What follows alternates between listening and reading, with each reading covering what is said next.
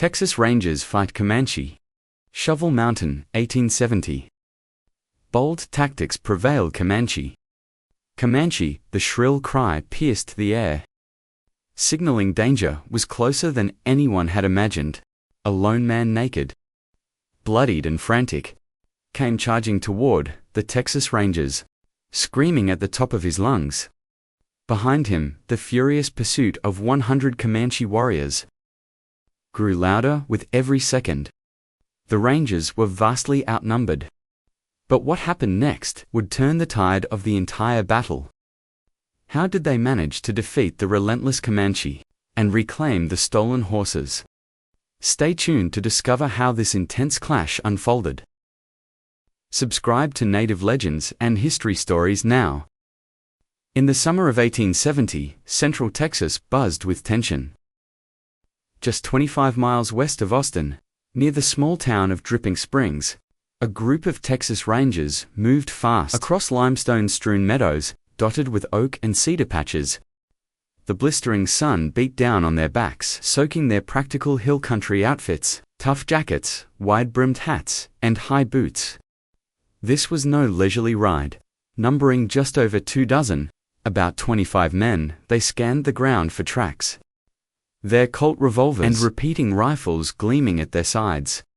Their target, a band of Comanche, roughly 125 strong, who'd been tearing through local ranches, stampeding cattle, slaughtering livestock, and making off with around 100 horses. Word of these raids had reached the Rangers fast, and now they hunted for any sign of their quarry. The Comanche weren't just any threat known. As the lords of the southern plains, they'd built an empire that once stretched across the southwest, fueled by unmatched horsemanship and ruthless raids. By 1870, though, that empire was crumbling. The Medicine Lodge Treaty of 1867 had forced many onto reservations, and white settlers kept pushing into their lands.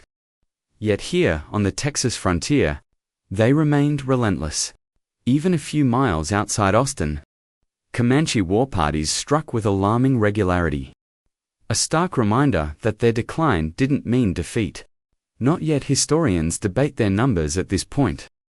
But 125 warriors fit the pattern of large, desperate raids as their way of life slipped away.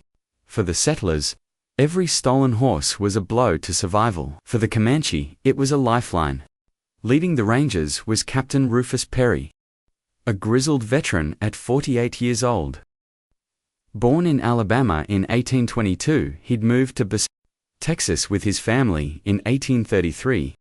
Perry cut his teeth in the Siege of Bayard in 1835, and rode with legends like Samuel Walker, Bigfoot, Wallace Henry, and Ben McCullough, and Jack Hayes. Decades of fighting Comanche had sharpened his instincts, and now he squinted across the rugged terrain. His voice low but firm. "Keep your eyes sharp, boys," he said, reins tight in his hand. "They're close, I can feel it." Older than his men by a wide margin, Perry carried the weight of experience. His weathered face, a map of every skirmish he'd survived. Among the riders was Frank Payne, a lanky kid from Austin, barely out of his teens. Most of the group hovered around 22. But Payne stood out, not just for his youth, but for his past. Back in 1866, at 12 or 13, he'd tangled with Comanche during a cattle hunt northwest of Austin.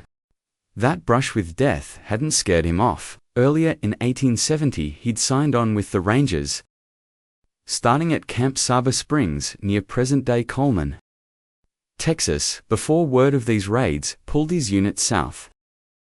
Now he rode near Perry, his young eyes darting over the landscape. Rifle ready for Payne, this wasn't just duty.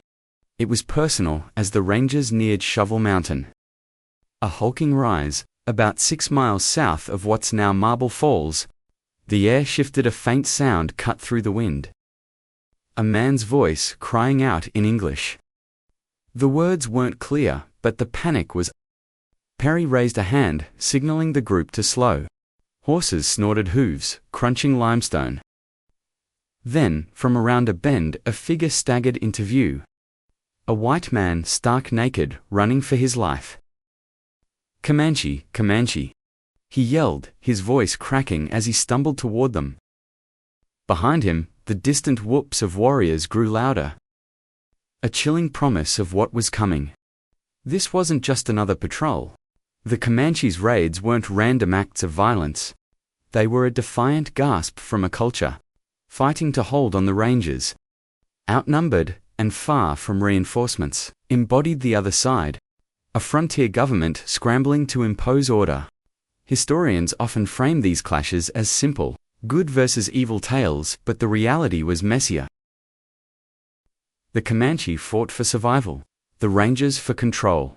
And as that naked man crashed into their ranks, both sides barreled toward a collision that would test every ounce of grit they had. For years before that fateful ride, near Shovel Mountain, Frank Payne was just a boy of 12 or 13. Tagging along with his father and a handful of local men from Austin. It was 1866 and they set out on a cow hunt, heading west and northwest of town, to round up stray cattle. The land was a tangle of creek beds and canyons. A natural maze that swallowed herds whole. Dust kicked up under their horses' hooves as they rode. The sun high and unforgiving. This wasn't a safe errand. Even in 1866, Comanche raiding parties prowled just miles from Austin, their presence a constant thorn in the side of settlers. Rebuilding after the Civil War, Texas was still a frontier and danger rode close. The group reached a limestone cliff, overlooking a stretch of meadows, and a creek winding through the hill country. Payne's father reined in his horse, peering down the ridgeline below. A small band of Comanche, maybe 10 or 15, sat in a loose circle, eating what looked like a hard-earned meal. Their horses grazed nearby. Tethered to scrub, the men ducked back under cover. Voices low as they debated, they couldn't let the Comanche slip away without a fight. It was a point of pride, and a chance to strike back at the raiders, who'd plagued their ranches. But Payne's father hesitated, glancing at his son, Frank. Barely a teenager, had no gun. Just a rope coiled on his saddle. "Stay put, Frank," he said, his tone sharp with worry. "Don't move until we're back." The men crept forward, rifles cocked, and then sprang their attack. Shots cracked through the air, and the Comanche scattered, leaping onto their horses and bolting down the creek bed. Hooves thundered, dust billowed, and shouts echoed off the canyon walls. Back at his spot, young Frank heard the chaos unfold. His fingers tightened on the reins. Curiosity gnawing at him, he nudged his pony forward, guiding it up the ridge for a better look. He didn't plan to join the fray, just to see it, but as he crested the hill, a riderless horse burst from the fight below, wild-eyed and charging straight at him. Frank's pony reared, then bolted, racing not back to safety, but toward the fleeing Comanche. Payne's father spun around, catching sight of his son tearing past. "Hold up, Frank.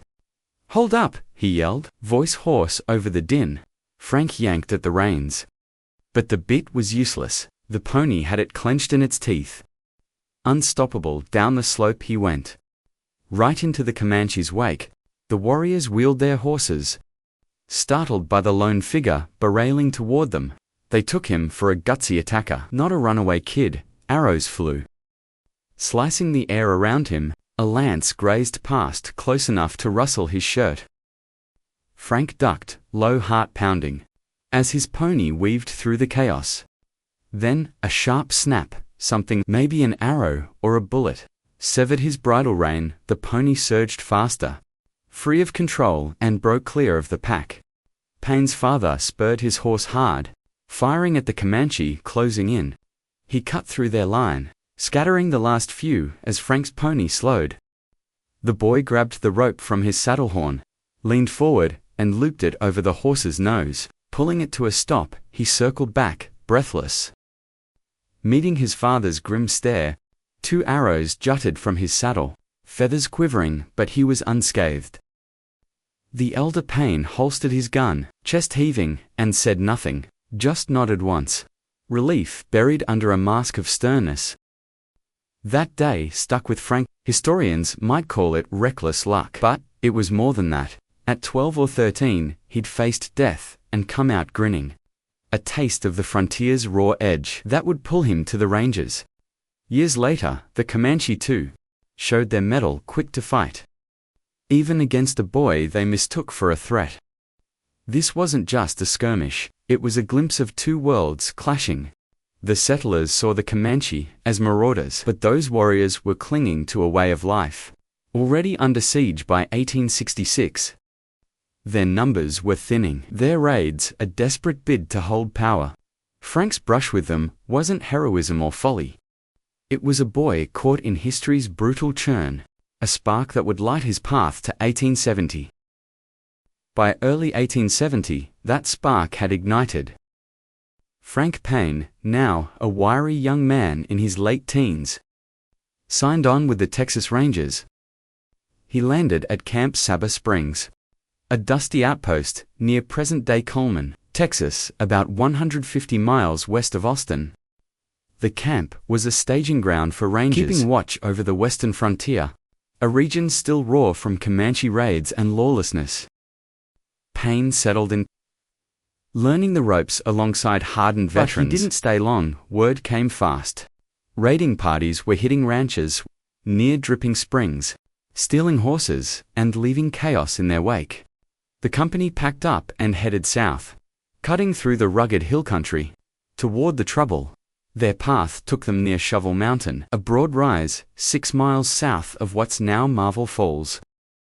In Burnett County, the Rangers, about 25-strong, rode in tight formation, their outfits practical for the terrain, sturdy jackets, wide hats, and boots built for rough ground. Colt revolvers hung at their hips and repeating rifles, likely Winchester Model 1866s, rested across their saddles.